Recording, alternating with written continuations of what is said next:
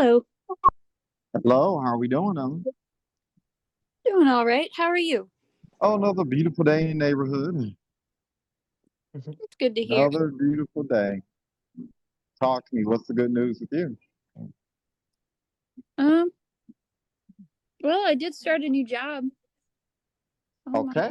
How did Congratulations. How did that work out?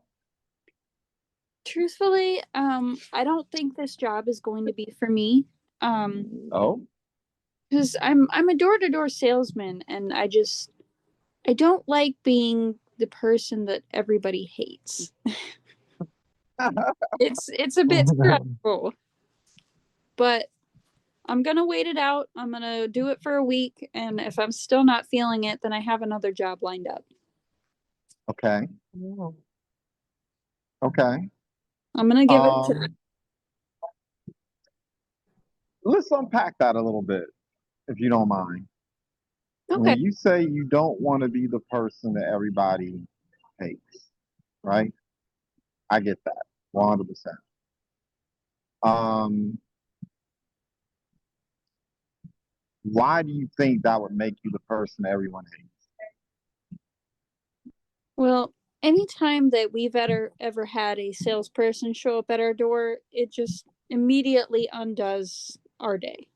We My whole family gets frustrated. They're thinking, "Oh, I hate these salespeople always coming to our door and being super pushy." We're in the middle of doing something, and then we have to go up and answer the door for this guy trying to sell us something. Okay. And I don't, I don't And when like. you and when the person gets to the door, do they try to sell you something? At my house, yes, they always do. And if we tell them we're not interested, then they keep trying to push and push and push, and it's just it's very negative.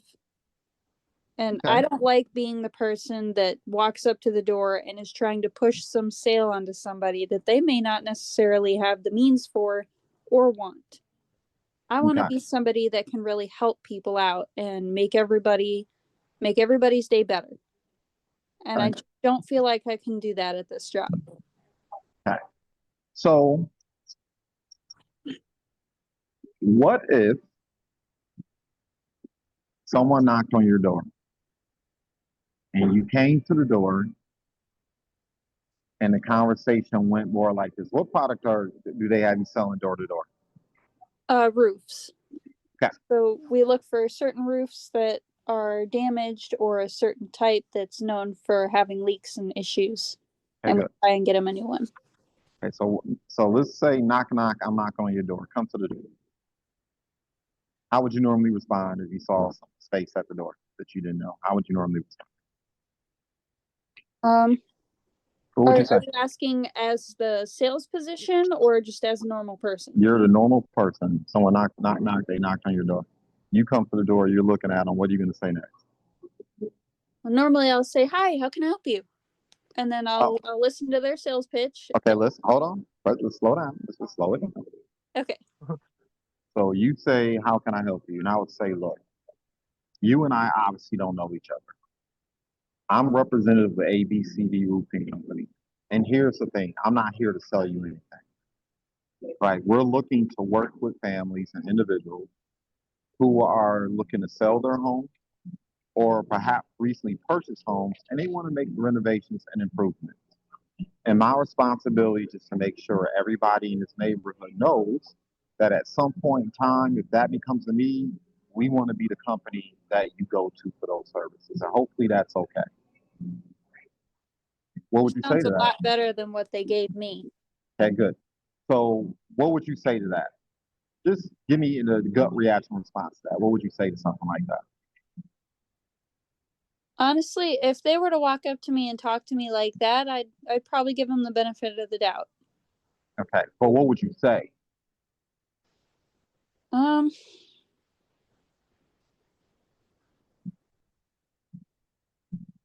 I guess I'd probably ask them um what exactly they were offering in that moment.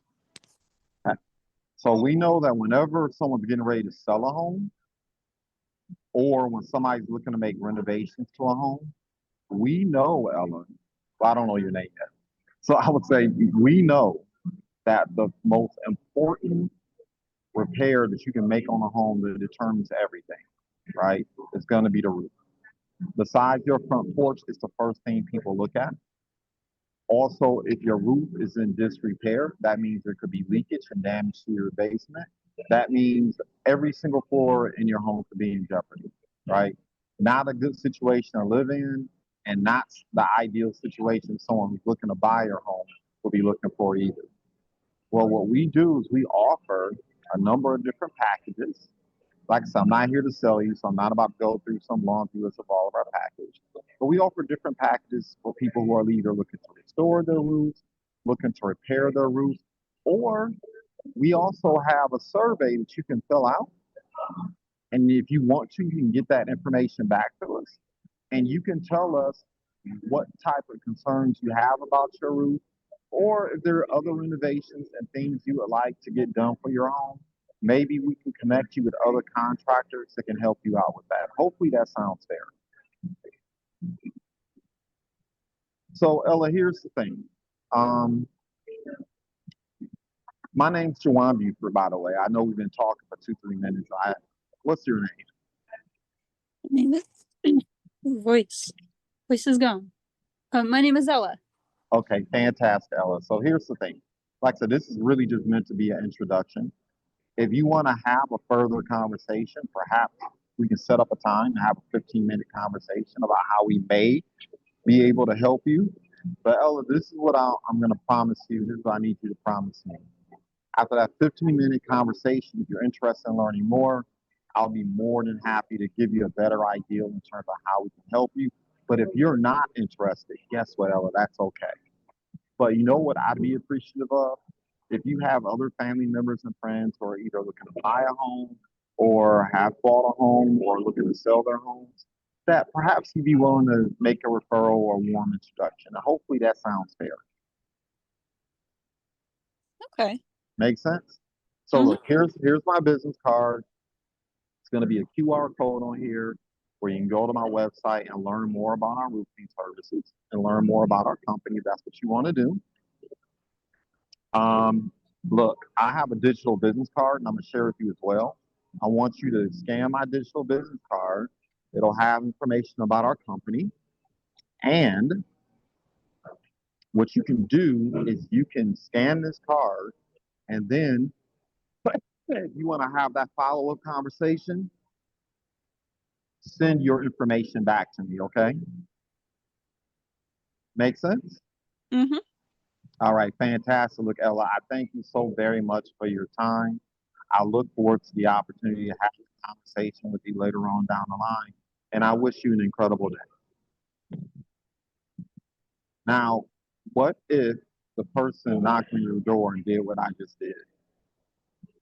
I would be much more open to the conversation that you just gave me than what they were training me to do. Now, here's the thing. Both are sales. It's not sales that you're not comfortable with. It's the tactics that you're not comfortable with. Because here's the thing. When people say, I don't like sales, when people say, I'm not interested in sales, people say, I don't do sales. Well, look, yeah, you do. Everyone does sales. It's just either you're doing the selling or you're being sold to. Everything that you're wearing, everything that you drink and consume, everything that you spend money on was sold to you. It was either sold to you via commercial, it was either sold to you with some type of sign saying this is what the product is and this is the pricing. And trust me, there was a lot of education and training that went into designing those things to catch your attention. Or somebody introduced you to something, whether you walked into a dealership or whether you walked in to buy some speakers from a store, you're participating in sales every single day of the week. It's just what side of the fence do you want to be on? And then more importantly, I personally believe sales is the transference of belief. People have to like, know, and trust you and believe that you're there to help them. And if we could show you how to sell in that way, isn't that something you'd be more comfortable with? It definitely would be, yeah. There it is. There it is. Right. Now, let's take, for instance, an event that I just attended, right, out in Ferndale. It was a networking event. And at the event, there were business owners sharing their stories about their businesses. And so when a business owner shares their story about their businesses, you have the opportunity to stand up and give them advice and feedback. So one business owner shared information about an app that she wants to introduce to the world that helps people track KPIs, but not for business, but in terms of mental and physical wellness. Interesting, right? What are the things you can do on a daily basis to make sure that you're physically more healthy and mentally or psychologically or even spiritually more healthy? And what are the things you're going to track? I thought that was fascinating. So I stood up there and I said, my name is JuJuan Buford. I'm a business development professional and entrepreneur. And I said, here's some feedback I would give. I said, mental health and wellness is a big deal in the entrepreneur community. As an entrepreneur, you are stressed out.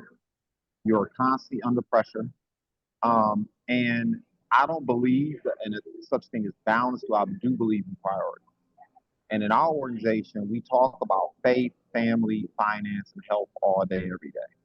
I said, you know what? If you adapt with this app, where people like me, who are constantly coaching and training individuals, could have some type of framework like that, where they could look at every single day from their phone without me having to bark and helicopter them, but they could put together their own regimen for their own sense of mental wellness, their health, also, of course, track their sales, KPIs, and whether or not their business is moving forward and being profitable. I was like, that would be hot.